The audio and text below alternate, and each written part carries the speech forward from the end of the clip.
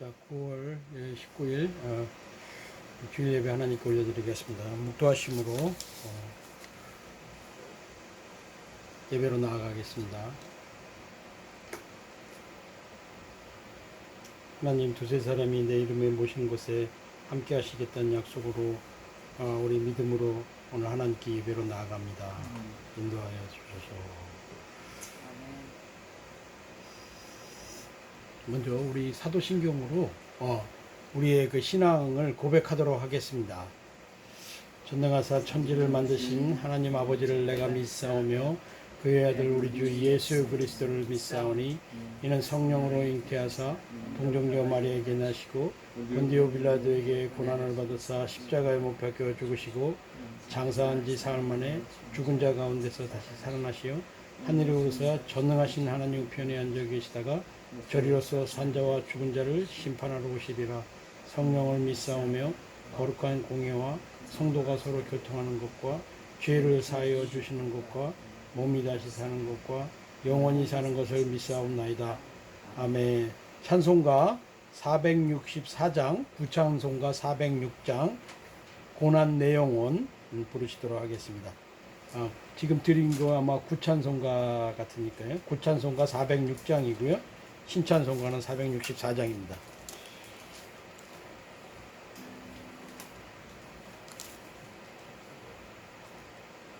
찾으신 줄 알고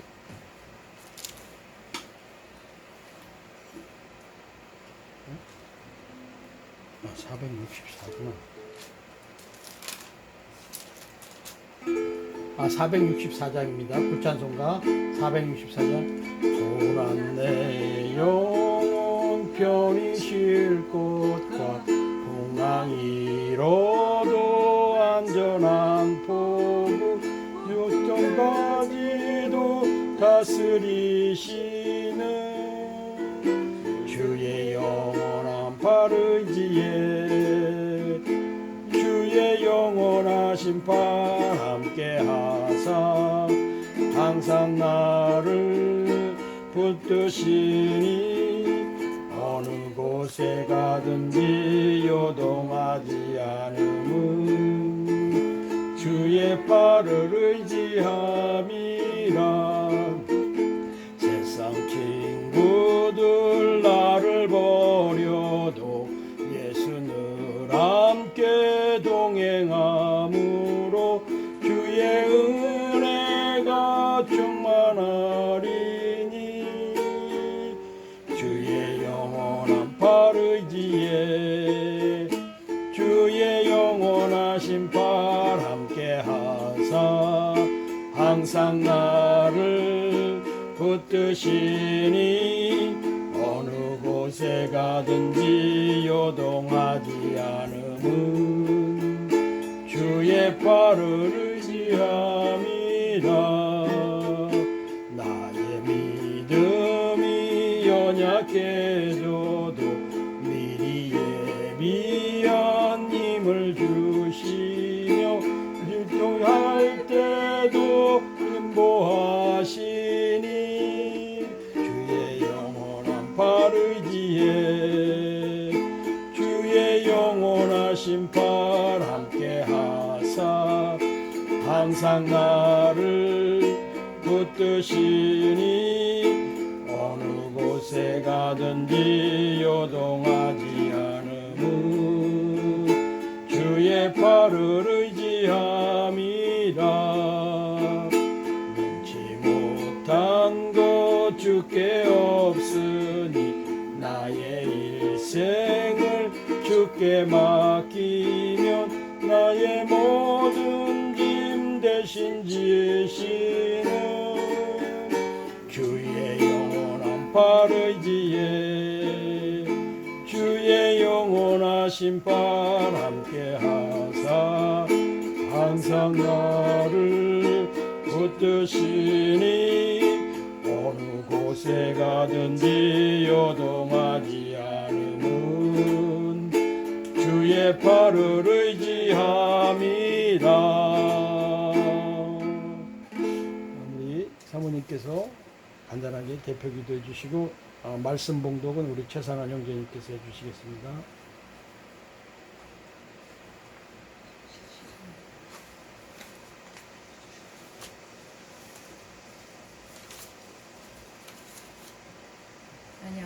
감사합니다. 우리가 모든 주일을 맞이해서 하나님 주님의 약간 존재를 우리가 나왔습니다. 그 분이라니 그 은혜의 보좌 앞에 우리가 시간 주님 나아갑니다.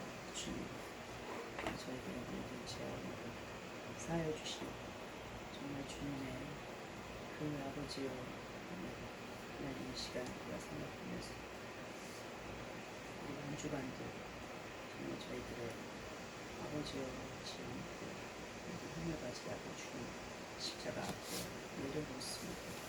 주님 그들을 용서하시고 주님 거룩한 그 하나님의 정말 정결케 아버지 정말 씻어주시고 우리가 정말 주님의 그 말씀으로 하나님 다시 한번 새롭게 되어질 수 있기를 주의 원합니다.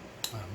하나님 이 시간 그 이런 주님의 종을 세우셨사오니 우리가 그 말씀 통해서 하나님 정말 주님의 그 세미한 음성을 듣게 하여 주시옵시고 아버지 정말 우리가 이태원에 주님의 아버지와 정말 주님께서 우리를 부르신 그 하나님 사명을 하나님 우리가 정말 잘 감당할 수 있도록 주님의 세움과 아버지의 능력과 지혜를 아버지의 정말 하나님은 정말 신령한 모든 것으로 우리를 채워주시기를 원합니다.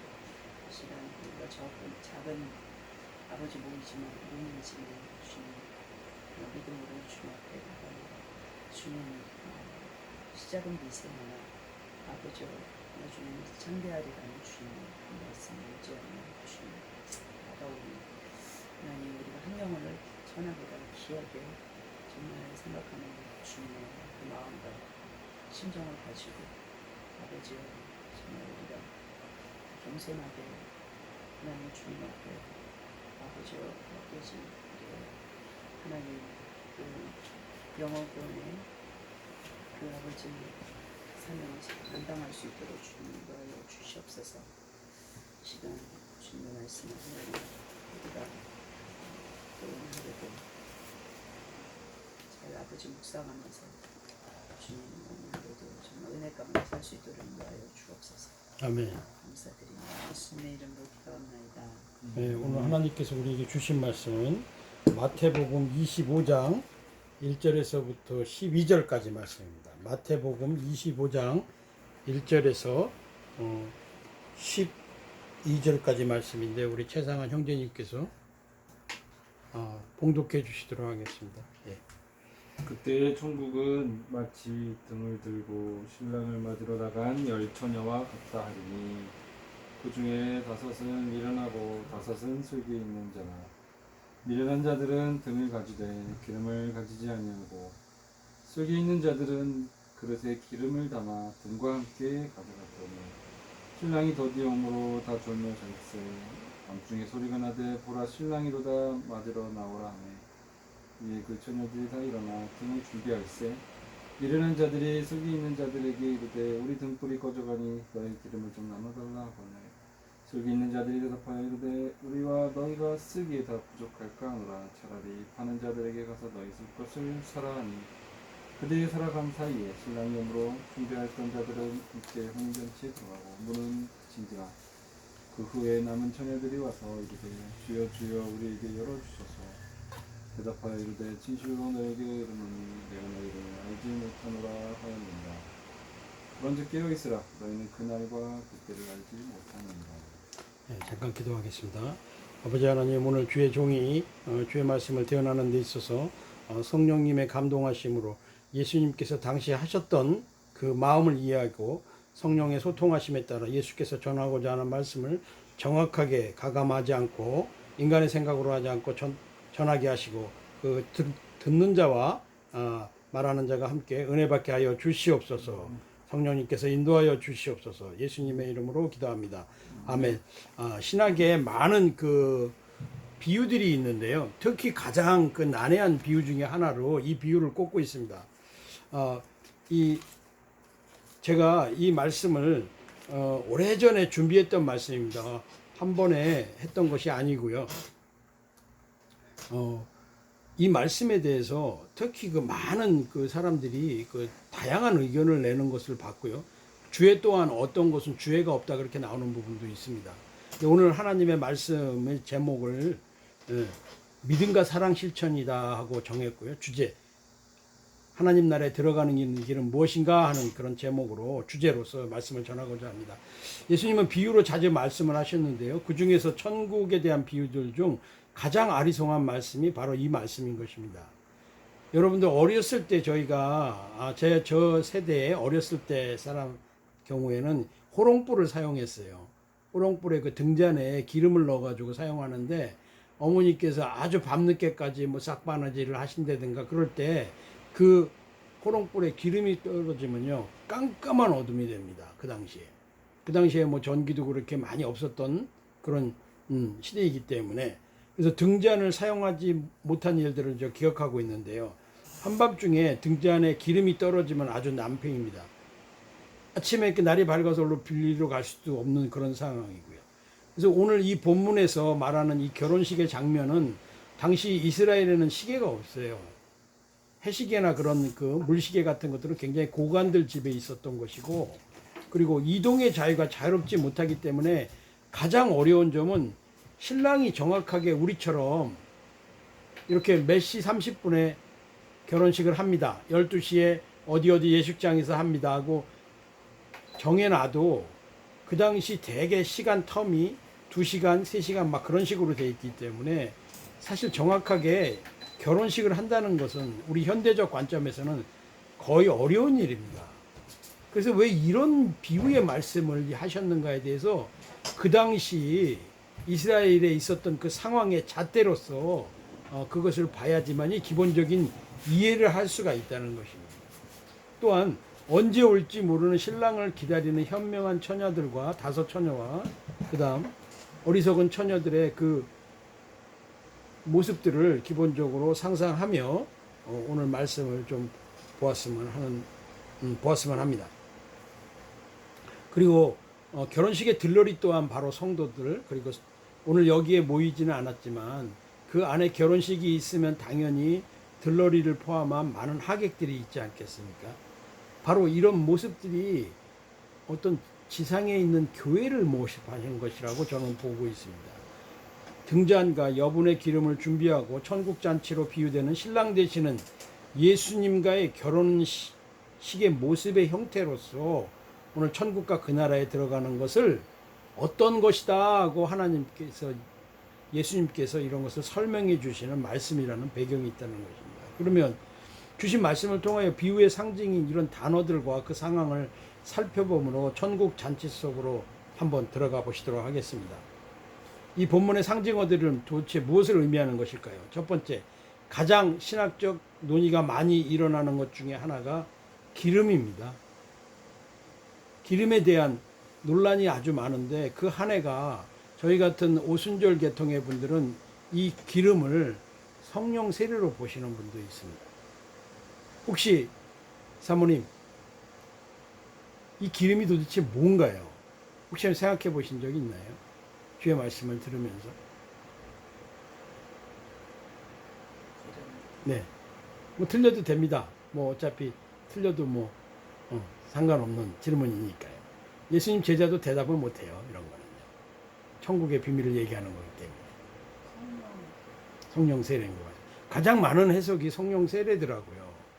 그런데 오늘 이게 성령 세례인가에 대해서 제가 굉장히 깊숙이 생각하는 과정에서 주의 말씀은 말씀으로 풀어야 된다는 그 원칙을 가지고 하나님께 말씀에 대한 은혜를 구하는 가운데 이런 말씀을 주시더라고요. 혹시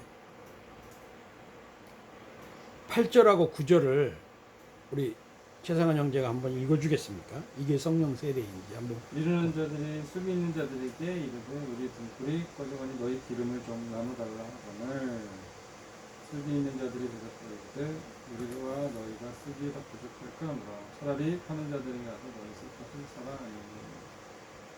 사모님, 제가 질문을 하나 드리겠습니다. 성령 세례를 돈 받고 살 수가 있습니까? 그리고 신약의 사도행전에 사도 바울이 강력한 성령의 은사를 하자 그것을 보고 있던 점치는 자가 나도 돈을 주며 그 능력을 내게 달라고 했던 그 사도행전의 말씀 기억하십니까? 이 성령 세례는 돈으로 되는 것이 아닙니다. 오늘 많은 사람들이 이것이 마치 어떤 연보나 어떤 자기의 공로에 의해서 되는 것처럼 얘기를 막 하기 때문에 마치 이 기름 또한 우리가 어떤 성령 세례로 인해서 어떤 말씀에 이런 은혜를 받을 수 있다. 성령 세례다. 이런 의견이 있는데 이것은 성령 세례가 저는 라고 보지를 않습니다. 사람이 돈 주고 살 수 있는 것이 이 하나님 나라의 놀라운 역사 중에서 무엇이라고 생각하시는지. 오늘 본문 9절에 방금 말씀대로 힌트가 나오고 있어요. 돈으로 살 수 있는 것을 기름이라고 분명히 2절에 관해서 열심히 설명하고 있습니다. 그 본문에서 질문을 하나 던져보겠습니다.